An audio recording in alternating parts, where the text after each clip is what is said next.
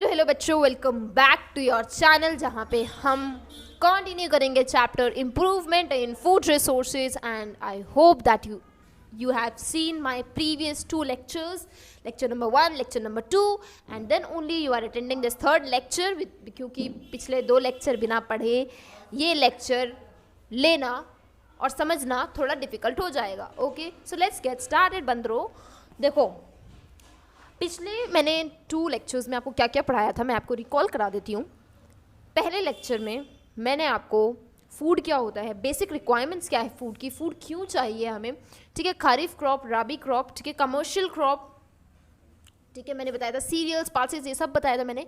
उसके बाद जो नेक्स्ट लेक्चर था उसमें मैंने बताया था इम्प्रूवमेंट इन फूड रिसोर्सेज क्या है, क्यों ज़रूरत पड़ी, कैसे किया और किसने किया. ये पूरे मैंने 4 मेजर क्वेश्चंस के आंसर्स दिए थे उसमें. ठीक है, मैंने उसमें 3 मेजर अप्रोचेस के बारे में बताया था जो MS स्वामीनाथन ने क्या की थी, शुरू किया था. उन 3 मेजर अप्रोचेस को क्या किया था, उन्होंने स्टार्ट किया था, जिसमें पहला मेजर अप्रोच क्या था, management of crop variety. Okay, management of crop variety, got it. Second that is management of crop production and third is protection of crops. ठीक है, तो आज हम क्या करेंगे, मैंने पहले ब्रीफ ग्लांस दिया था, आज से हम शुरू करेंगे एक प्रॉपर अकाउंट, एक प्रॉपर डीप अंडरस्टैंडिंग हर एक अप्रोच की. Got it.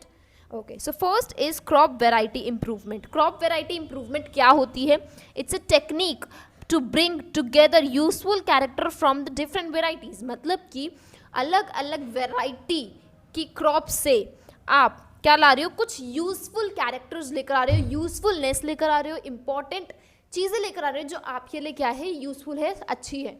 ठीक है, इसी एक मेन क्राइटेरिया को लेते हुए हमने क्रॉप वेराइटी इम्प्रूवमेंट स्टार्ट की थी MS स्वामीनाथन ने. ठीक है, जिसमें 3 मेजर चीज़ों के लिए हम पढ़ते हैं. फर्स्ट इज ऑब्जेक्टिव और एसेंशियलिटी, मतलब इससे क्या फ़ायदा होगा अगर हमने क्रॉप वेराइटी इम्प्रूवमेंट किया तो. सेकेंड इज कैसे, यानी मेथड्स क्या होंगे. ठीक है, and third is what are the next level methods, जो कि हो भी सकते हैं बट हाँ जल्दी से किए नहीं जाते हैं. Okay, so objective and essentiality मतलब क्रॉप वेराइटी इंप्रूवमेंट को अगर मैं लेकर आती हूँ तो इससे क्या होगा, पहला प्रोडक्टिविटी बढ़ेगी. मैंने आपको बताया था व्हाट इज प्रोडक्टिविटी. प्रोडक्टिविटी मतलब अगर मान लो आपके एक क्रॉप के राइस में, एक प्लांट में से कितने निकलते हैं, मान लो 1 kg ऑफ राइस निकलते हैं, तो अगर आप अच्छी वैरायटी का सीड लेते राइस का तो क्या पता उसमें से 1.5 किलो या 2 किलो चावल निकलते. So that is the high productivity, that is when you taking out the good production from a single plant only. Got it. Second is improve quality of crop. पहले क्या था, मान लो चावल क्या थे आपके, हल्के से येलो थे, अब क्या आ रहे हैं, वाइटिश आ रहे हैं. ठीक है, तो उसकी क्लीनिंग करना ज़्यादा दिक्कत नहीं डाल रहा है. ठीक है, तो सेकेंड ये एक क्वालिटी है.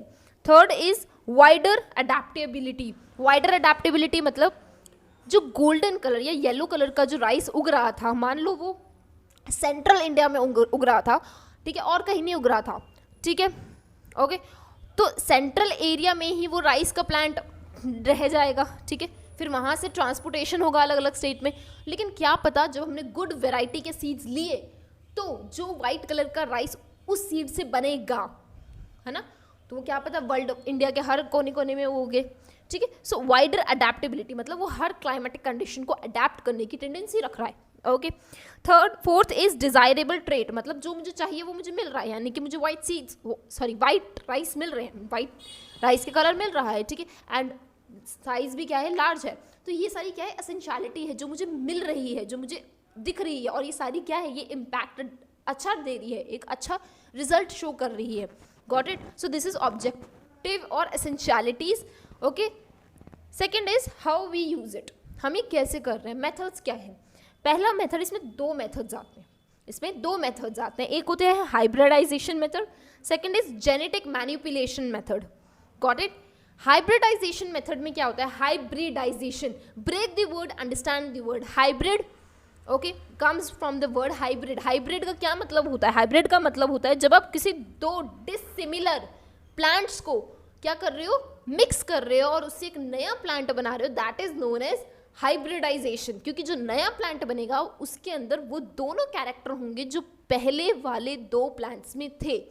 ओके, फॉर एग्जाम्पल एक स्मॉल प्लांट है, गॉट इट, एक हाई टॉल प्लांट है, दोनों को आपने क्या कर दिया, मिक्स कर दिया, ठीक है, दोनों को क्या कर दिया, हाइब्रिडाइज कर दिया, मिक्स कर दिया, क्रॉस कर दिया, तो एक मीडियम साइज का प्लांट उग गया जो कि कोई बहुत सारी मतलब प्रॉब्लम्स कॉज नहीं कर रहा है, ठीक है. सो this is the hybridization technique, got it. And in NCERT there are 3 major types of hybridization techniques given and it is super important क्योंकि ये आएगा एग्जाम में, got it.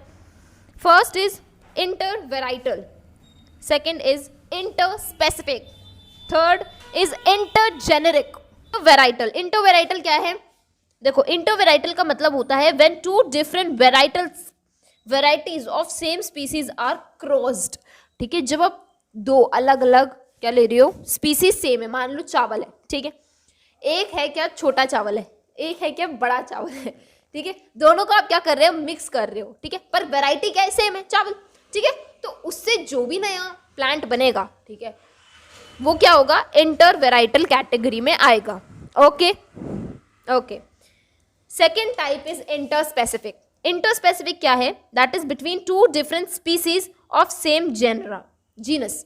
देखो आपने 2 डिफरेंट स्पीसीज लिए पर सेम जीनस की है, मतलब एक है दाल जो क्या है, जिसके ऊपर ग्रीन कलर का कोट है, ठीक है, एक है दाल जिसमें ग्रीन कलर का कोट नहीं है, ठीक है, ग्रीन कलर का कोट नहीं है, लेकिन वो दाल क्या है, अलग ही है, ठीक है, लेकिन वो दोनों क्या है, दाल ही तो है ना, मतलब इन शॉर्ट वो है दाल, एक क्या पता येलो दाल है, एक क्या है ग्रीन दाल है, तो ये क्या है, इंटर स्पेसिफिक है, ठीक है. जबकि इंटरजेनेरिक क्या है, इंटरजेनेरिक होता है 2 डिफरेंट जेनेरा के बीच में, मतलब 2 डिफरेंट स्पीसीज वो अलग ही अलग है, ठीक है, जैसे राइस और आप दाल दोनों को मिक्स कर रहे हो, ठीक है, दैट इज इंटरजेनेरिक, ठीक है. तो ये 3 टाइप्स होते हैं हाइब्रिडाइजेशन टेक्निक में आप यूज करते हो. ओके.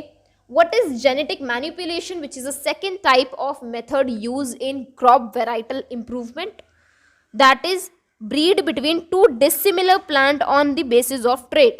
आप 2 डिसिमिलर प्लांट्स को क्या कर रहे हो, मिक्स कर रहे हो. मान लो मैंने एक एग्जांपल लिया है शॉर्ट वाला, आपके पास एक ऐसा बैम्बू है जो क्या है, छोटी हाइट का है बट बहुत ज़्यादा स्वीट है, मतलब उसे खाने में बड़ा ही आनंद आ जाता है, और दूसरा टाइप का क्या है, आपका बैम्बू है जो क्या है, बहुत लॉन्ग है, ठीक है, लॉन्ग है पर वो क्या है, उसमें स्वीटनेस कम है. अगर उसमें स्वीटनेस कम है तो ऑब्वियसली बात है उसे खाने में अच्छा नहीं लगेगा.